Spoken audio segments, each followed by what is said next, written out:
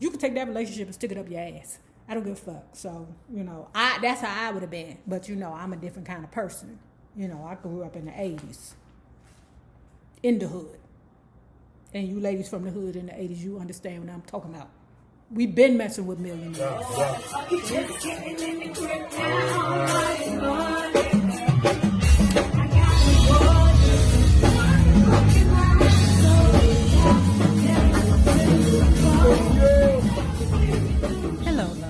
If you have not already done so, please make sure that you like, share, and subscribe because it is so important to my success here on the YouTube and the Patreon. And now let's talk about Jan Gaye's After the Dance, My Life with Marvin Gaye, Part 4. As you remember where we left off, right? Marvin Pooh said to Jan, Jan, this is Anna's car. Jan looking at him like, now, why the hell would you put me in Jan's car?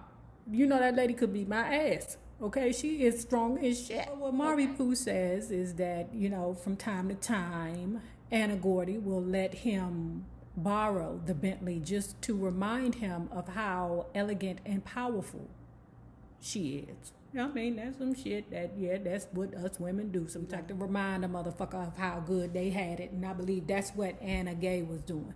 But at this time, Jan is afraid for her life because for real, she don't know that lady. She makes it clear that she feels uncomfortable with being in Anna Gordy's car. Jan feeling fear in her stomach. Marvin Pooh goes, what's wrong?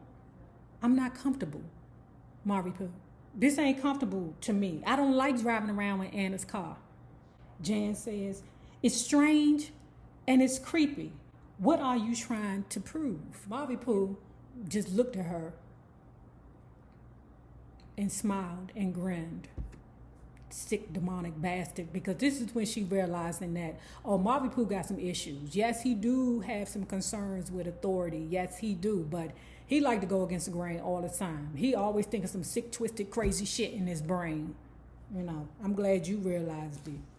Finally, girl. Did he eat your pussy yet? So finally, they drive up to the studio, okay? So while Taco Meat Marvin, I know you like, Nay, why is Taco Meat Marvin? Because he always got his shirt out or his chest out and with beady bugs on it. I'm like, oh God, that's just a whole bunch of taco meat. So while Taco Meat Marvin is in the studio, fa la la and singing la di da, what singers do, she out in the control room with Mr. Ed. Mr. Ed, the guy that basically gave his girlfriend's daughter to Taco Meat Marvin. Ed says, good job, Jan. You keeping him happy. Jan says, well, maybe he just didn't meet the right person yet. Ed said, girl, it's you. Watch your mouth. It's you. Don't fuck this up for all of us.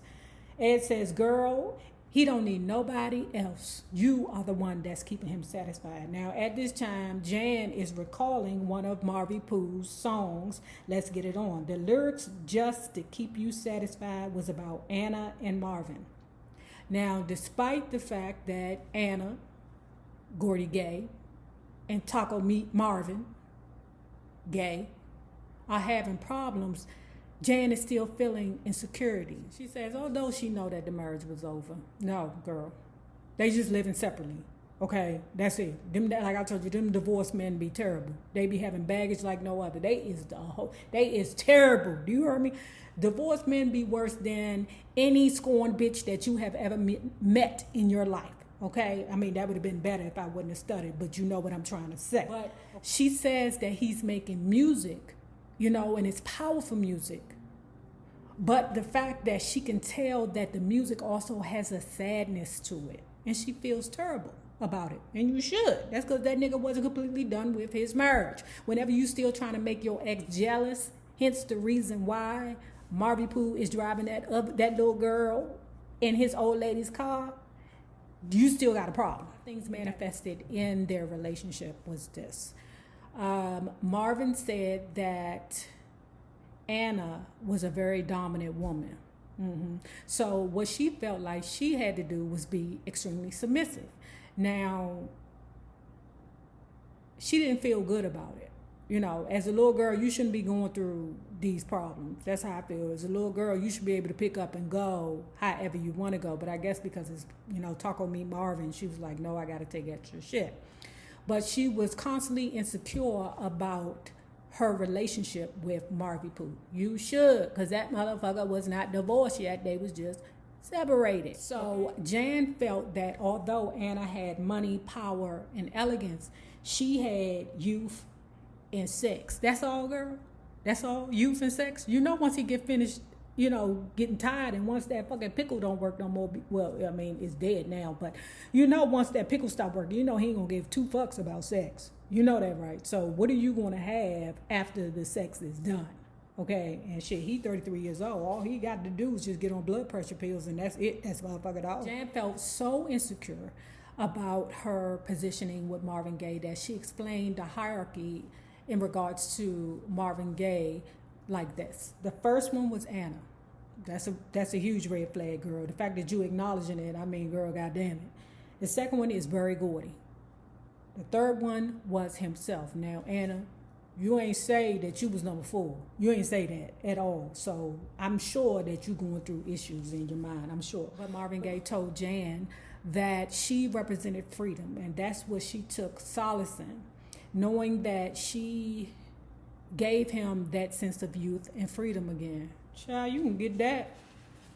You reading a goddamn book or listening to old music. You ain't got to hunch on, you know, young vagina. I mean, it's just something about him being 33 years old and her being only 17 that's making me feel real, you know, about the situation. Okay, I mean, like, goddamn. She even said that Marvin Gaye bragged to other people about how submissive she was. He would say, she worships the ground that I walked on.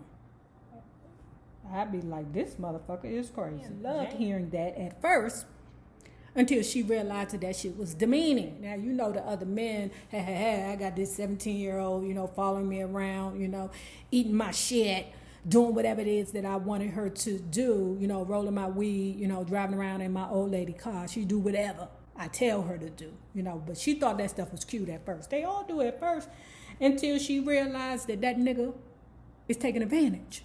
After a while, she started realizing that everybody happy around here but me. How's that working? This nigga happy. Abe's happy. He's still over there sleeping on the goddamn couch. Everybody happy but me. So what she started doing, because she knew she couldn't take it out on Marvin Pooh, Taco Meat Marvin, she knew she couldn't do that, because then he wouldn't want her ass no more if she disobeyed. Here we are, another week of hunching in the 1-bedroom apartment. Just Taco Meat Marvin, Jan, and Junkie Abe on the couch. Now, from time to time, what they would do is, not Jan, because Jan couldn't come, but they would go down to the high school and shoot hoops on a basketball court. Jan, you don't feel a certain way about that? You 17 years old, but he going to the high school to shoot hoops? Now, I know that's regular, okay, because back in the day, like, our family used to go run or jog around Gonzaga's track. From time to time, we might even go to McKinley. But I'm saying, you dealing with Marvin Pooh, who already got a girlfriend at 17 years old. Bitch, you don't know that he is not meeting another bitch down there on the basketball court. But we find out that she knows that he's still hunching on other women. She just won't say nothing. Okay. She knowing he cheating on her. He round there to the basketball court playing basketball, or at least that's what he's saying. You know, I don't believe it. But she said the only real problem was Abe sleeping on the couch. She felt like as long as Abe was on the couch, she can't make her a happy home here. She's really starting to see Marvin Pooh's character for what it is, okay? She's saying that his contradictions are becoming more evident. You know, on one minute, he don't want to be with Motown no more. On the next minute, this gonna really work. I hope that Motown really likes this. The next minute, fuck Motown. He wasn't meeting deadlines. He wasn't returning calls to Motown. He was just doing whatever, going from one extent to the next. Now, one day, they was driving around, okay, in Taco Meat Marvin's green caddy. Ooh, that was a good color for a caddy. Green or canary yellow. Ooh. Marvin Gaye go, baby, would you roll me a J, please? They driving through Hollywood, enjoying the sights. She rolled the J, lit it, passed it to him. They in the car, hot boxing. You know, I really thought that a hotboxing thing was something that young people do, but I'm not a fan of smoking in a car. Cigarettes, marijuana, crack, the pipe, meth, whatever it is that you smoke inside your car, I'm just not a fan of smoking in the car, period. They enjoying Hollywood, driving around, smoking, blasting, the reefers or the joint, whatever it is. And next minute you know, whoop! Y'all know what that means. Whoop! Okay? The red lights flashing, they pull over, goddamn it. Now, Marvin Pooh is coming unglued because he like, oh, goddamn, I got this marijuana in the glove compartment. Shit, I got to roll down the window. God damn it. So the police come, tap, tap, tap. License and registration. Now, Jan sitting there quiet. Bitch, you better be quiet. You better be. The police look at him and go, sir, are you Marvin Gaye? Why, yes, I am. Do you mind if I use your phone in your cruiser, please? I just got to make one quick call. And because he was, Taco Meat Marvin, they allowed him to do it. Because if it was, messy Marvin, they would have told his ass, nigga, get out on the car. He comes back to the car. About 10 minutes later, who should have rise but that motherfucker Susie DePassy. You know that bitch ain't nothing but the truth. You heard me? Marvin Pooh and Jan sitting in the car. Susan DePassy looks at them like, look at these two high motherfuckers, dumb bastards. Goes over to the police. Okay. Now nobody knows what Susan DePassy said. I know it's Susan DePass, but I be making up people's names. Okay. Now nobody knows that Susan DePassy, or nobody knows what Susie DePassy said to the police. Okay, all we know is them motherfuckers went away. Okay, I don't know if she promised, season tickets to Diana Ross's concerts, Marvin Pooh, I don't know, but they got away scot-free. That's for myself. So you want to lead this? If you lead him, who gonna have as much power as Susan DePassy? At first, I was trying to figure out why Susan DePassy was his right-hand man. That's because his sisters were the power behind him. He's used to having women in control. I said, okay. She says that Marvin was silent on the way back home. I know he was. He was embarrassed. He felt like a fucking fool. As much as you talk about Motown, then you turn around and you had to call the great and honorable Susie DePassy. I know you felt like a fucking fool. In the morning, there was Abe right there on the couch. Marvin Gaye says, you not comfortable with Abe around you, are you? Jan says, I'm not. Marvin Gaye playing games because that's what them niggas do. If I asked him to move out. Oh, yes, Marvin Pooh. Yes, baby. Yes, Taco Meat Marvin. Yes, I will move in anytime you ask me to. Yes, baby, yes. Marvin said, hold your horses, bitch. She says that as time moved on, her love grew. She wanted to make herself happy, and she believed that having a baby would make her happy, despite all his infidelities.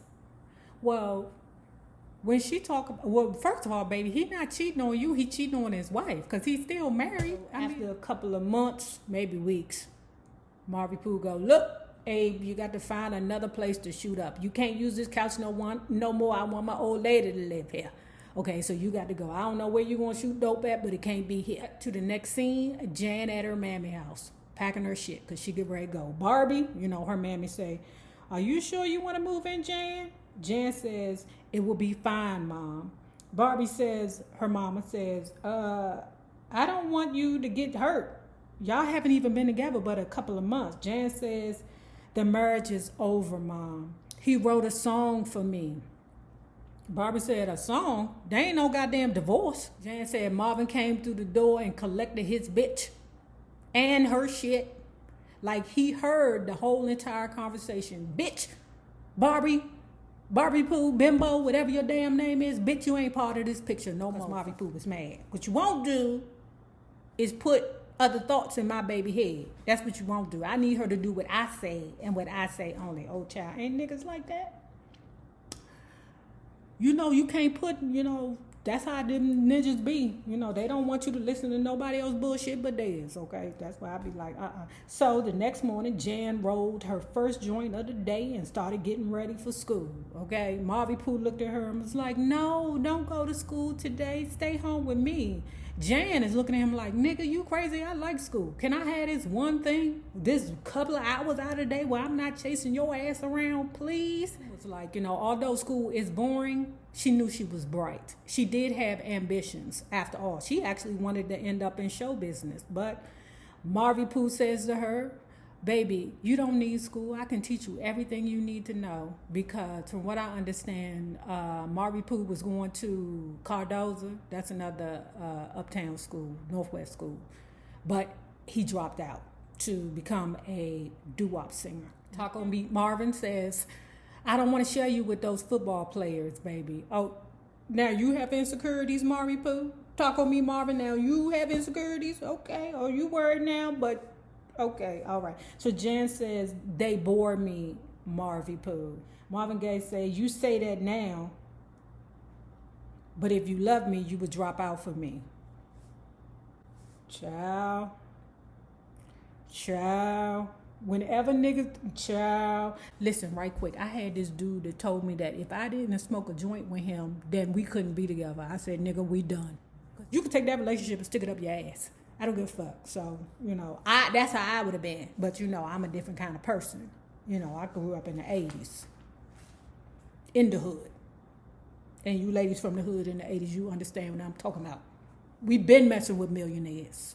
So Marvin Pooh pulled her back in the bed. She said they made love until they was tired.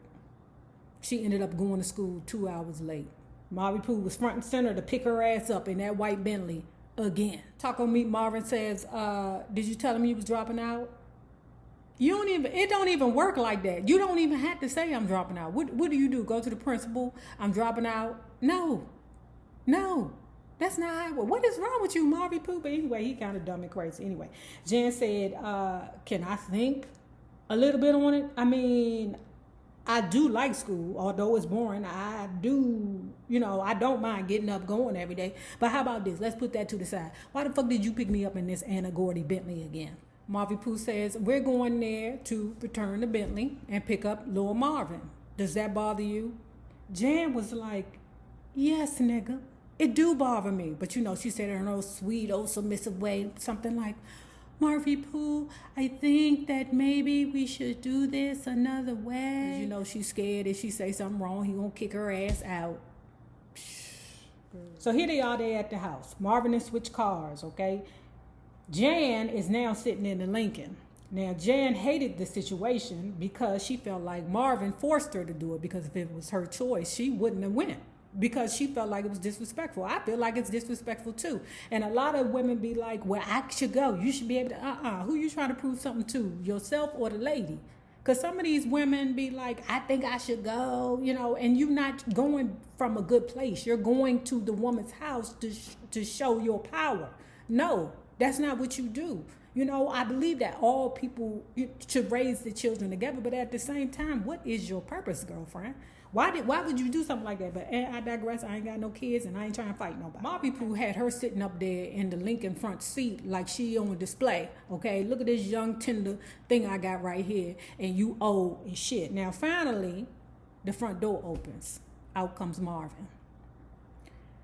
Right behind him comes Lil Marvin. And right behind Lil Marvin comes Anna Gordy.